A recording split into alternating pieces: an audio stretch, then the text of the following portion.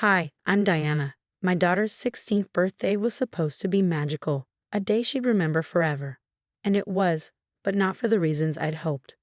My sister-in-law, Amanda, hijacked the entire celebration to stage her surprise engagement, and looking back, I can't believe I didn't see it coming. 3 months before the party, Amanda suddenly became overly enthusiastic about helping plan Lily's Sweet 16. At the time, I thought it was a kind gesture. Being a single mom, I'd saved for years to make this day special, and Lily had dreamed of a garden-themed party with fairy lights, delicate flower arrangements, and an intimate guest list of 50. She spent hours on Pinterest, her blue eyes shining as she showed me ideas. "Mom, look at these light-up butterflies." She'd squeal, her phone glowing with images of magical, whimsical touches. But Amanda had other ideas. "Let me help," she said with a saccharine smile, flipping her perfectly styled blonde hair. "I know the best event planners in the city."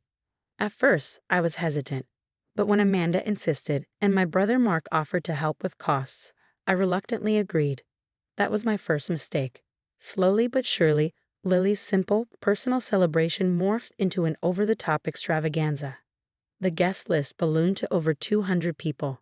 Pastel colors became gold and white. "More elegant," Amanda said. Lily's vision was slipping away, and I was too blindsided to stop it. One night, Lily pulled me aside, her voice trembling. "Mom, this doesn't feel like my party anymore." "I know, sweetheart," I said, guilt weighing heavy on my chest. I tried to stand my ground. "Amanda, I appreciate your input, but this is Lily's day. She should have the party she wants." Amanda's sugary tone turned icy. "Diana, you've never planned anything like this. Trust me, I know what I'm doing. Besides, Mark and I are footing part of the bill, so we should have some say." I should have said no right then. Instead, I stayed silent, thinking I was keeping the peace. But Amanda's real plan didn't become clear until the day of the party. The venue was unrecognizable.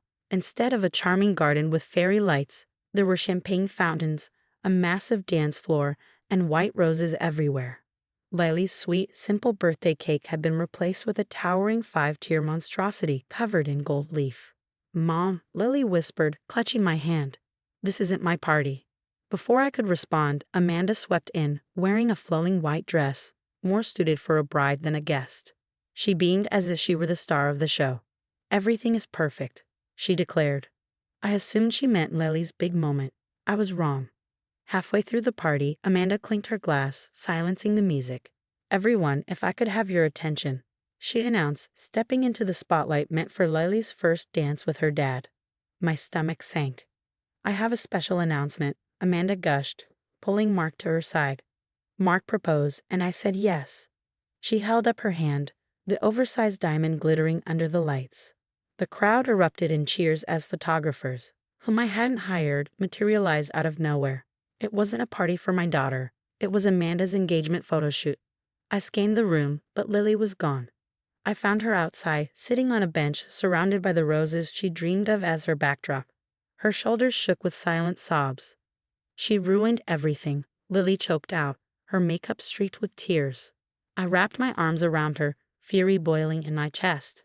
"I'm so sorry, baby. This was supposed to be your day." "Did you see the photographers?" Lily sniffled. "Amanda planned all this for her stupid magazine feature. She never cared about me." That's when it all clicked. The gold and white, the influencers, the over-the-top decor. Amanda had stolen Lily's moment for her own selfish gain. When we returned, Amanda was holding court by the cake, basking in attention. "Diana," she called, waving me over. "Where's Lily?" "The photographer needs family shots." Something inside me snapped. No more photos. No more announcements. This is my daughter's birthday, not your engagement shoot. The room went silent. Amanda's perfect smile faltered. "Don't be ridiculous, Diana. This is a celebration for everyone." "No," I said, my voice steady with anger. "This was supposed to be Lily's day, and you turned it into a circus." Guests began murmuring, sensing the tension. Amanda's mask of composure cracked. "You're just jealous," she hissed, her voice low. "Jealous because Mark found someone who knows how to throw a real event, unlike you." I stared her down, a cold smile forming. "Jealous? No, Amanda. I'm furious. Furious that you thought you could hijack my daughter's birthday for your vanity." Get out. Now. The guests left quickly, the party ending in a flurry of whispers. Amanda's carefully crafted image shattered, and Mark's pleas for peace fell on deaf ears. When I got home, Lily was curled up on the couch. I hugged her tightly, promising her we'd create a memory worth keeping, a real celebration just for her. As for Amanda, she'd underestimated me. Nobody messes with my daughter and gets away with it. This wasn't the end. Not by a long shot. The next morning, my phone buzzed nonstop, flooded with notifications. Amanda had plastered social media with photos from Lily's party. Except, to her, it wasn't Lily's party. It was her engagement celebration. She tagged herself in every shot, using captions like "best surprise engagement ever" and "family moments to remember." There wasn't a single mention of Lily, let alone her sweet 16. Lily wouldn't come out of her room. Her text said it all. Everyone at school saw Amanda's post. They're calling me the girl who got upstaged by her own aunt. I can't face them. That was the breaking point. I called in sick to work and got to it. First, I contacted the venue, whose manager was furious to learn Amanda had smuggled in unauthorized photographers and violated several contract terms. Then, I reached out to the editor of the magazine Amanda was hoping to get into. "Ms. Walker," the editor said briskly, "we understood this was an engagement party. Our publication does not condone hijacking someone else's event for personal publicity." "Oh, it wasn't just any event," I replied, forwarding Amanda's emails detailing her plan to elevate a teen birthday party into her dream engagement spectacle. "It was my 16-year-old daughter's birthday." The editor's silence spoke volumes. "Finally," she said, "we'll be pulling the feature immediately." But I wasn't finished. Amanda loved to flaunt her connections, most of which stemmed from her event planning business, a business she'd built by stealing credit for others' work. It didn't take much to find a trail of complaints. She hijacked my daughter's wedding, one woman shared. Showed up in a white dress, made a speech about her promotion, then used our wedding photos in her portfolio without permission. The stories poured in, each more damning than the last. Amanda's reputation wasn't just tarnished, it was shattered. By midday, my phone lit up with calls. I ignored Mark, but when Amanda's name appeared, I answered. "What did you do?" she hissed. "The magazine pulled my feature. My Instagram posts are getting reported." "Harassment, huh?" I said, feigning surprise. "You mean like stealing a teenager's party for clout, posting photos of a minor without consent?" "It was a family celebration," she screeched. "I made it better. That sad little party was embarrassing." "Thanks for confirming that," I replied sweetly. "My lawyer will appreciate it." She launched into threats. She'd ruin me. She'd turn Mark against me. She'd make sure Lily never had another party in this town. But every word only dug her deeper. When Mark showed up later, he looked distraught. "Deanna, please. Amanda's devastated. She spent so much money." Money she stole from Lily's party budget. I cut in. She canceled Lily's original vendors and pocketed the refunds. "I have proof." His face crumbled as I shoved him receipts and emails. "She wouldn't." "She did," I said, handing over credit card statements showing Amanda had maxed out his cards for her business expenses. Designer clothes, luxury trips, staged photo shoots, it was all there. "She promised to pay off with a magazine feature," he whispered. Well, now she'll need a new plan. By evening, Amanda's story was unraveling. A local blog had leaked her emails, exposing her manipulative tactics. Furious clients began canceling contracts. Her carefully curated image was crumbling post by post. Desperate, Amanda went live on Instagram, sobbing about how she was being attacked by her own family and had only wanted to create a special memory. Her followers rallied to her defense, sending me hate messages. But Amanda had underestimated us. "Mom." Lily appeared at my door, phone in hand. "It's time."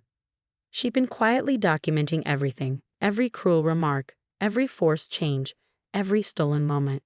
Together, we crafted a post that laid out the facts. Amanda's messages, venue footage, and financial records. No drama, just truth. "Are you sure?" I asked as Lily hovered over the post button. "She took my party," Lily said firmly. "She doesn't get to take my voice too." The post went live at midnight. By morning, Amanda's empire had collapsed. Clients were pulling out, her followers were abandoning her, and Mark finally saw the truth. The engagement's off, he texted. I'm so sorry, Diana. I should have listened. But his apology wasn't for me, it was for Lily. Amanda made one last desperate attempt, showing up uninvited. We can fix this, she begged, clutching her designer purse. I'll throw Lily another party, better, bigger. I'll give her credit in my posts. No, Lily said, her voice steady. You're not family. You never were. As Amanda drove away, I hugged my daughter tight. I'm so proud of you. She smiled. I learned from the best. Nobody messes with you, Mom. That weekend we threw Lily the party she deserved. Small, heartfelt, and full of love, just as she'd wanted. No photographers, no social media, just real friends and family.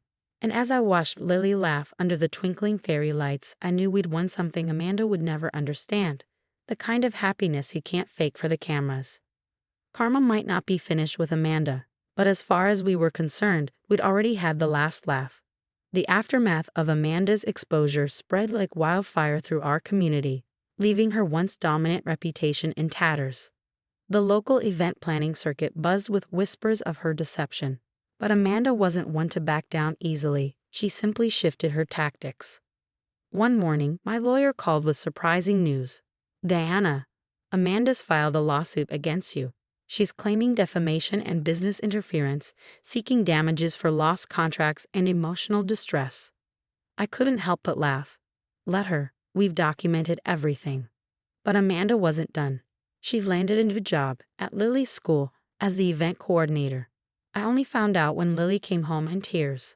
She's in charge of prom planning, Lily sobbed. She told the entire committee that students with problematic families shouldn't have leadership roles. Amanda had crossed a line, targeting my daughter's safe space. That was her fatal mistake. I called an emergency PTA meeting and showed up with a presentation detailing Amanda's history of event manipulation, financial misconduct, and self-serving schemes. Is this the person we want managing our children's events and funds? I asked the stunned parents. The school board didn't need much convincing. Her contract was terminated by the end of the day. Desperate and humiliated, Amanda made one last dramatic attempt at regaining her footing. She crashed Mark's birthday dinner at our parents' house, sporting a flashy new engagement ring, different from the last one, and clinging to our cousin Steve. We're engaged, she declared triumphantly, clearly expecting gasps and applause. Instead, Steve looked utterly baffled. Amanda, what are you talking about? We grabbed coffee once. That's it. The silence was deafening. Finally, my mother stood, her voice steely and firm. Amanda, enough. You're not welcome in this family anymore. That was the last we saw of her. From what I've heard, Amanda moved out of state, trying to rebuild her event planning business. But the internet has a long memory, and her schemes have become a cautionary tale in the industry. As for Lily, she's planning her college graduation party now. Small, intimate, and entirely her own. No social media, no drama, just family and friends who love her for who she is. Mom, she said recently, showing me her private Instagram account with a small circle of trusted followers. I'm so glad we kept my real sweet 16 off the internet. Some memories are too special to share. I hugged her, overwhelmed with pride. Amanda may have tried to steal her moment, but in the end, she only showed us what true family is and what it isn't. Mark eventually found someone genuine, a woman who loves our family's quiet gatherings and values moments for what they are, not for how they'll look online. And as for me, I've learned that the most precious moments are the ones we protect fiercely, keeping them safe from those who don't deserve to be part of them. The end. So, what would you do if someone hijacked your child's special day? Let me know your thoughts below.